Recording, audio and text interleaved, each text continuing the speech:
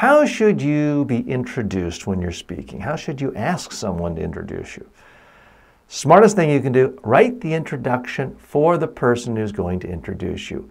Be very specific. You want to be as brief as possible, but as thorough as possible as far as what the audience needs to know about you in order to see relevance in this presentation and why they need to listen to you and how you can benefit them.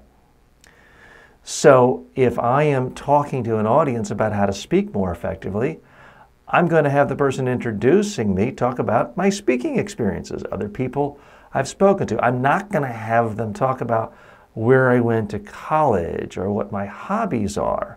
I'm going to focus on what's most interesting and relevant to the audience to whet their appetite, to make them want to know more about me, to make them want to hear about me. That's what you need to do too.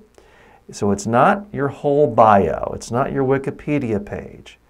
It's not your entire curriculum and every graduate course you've ever taken, every paper you've written.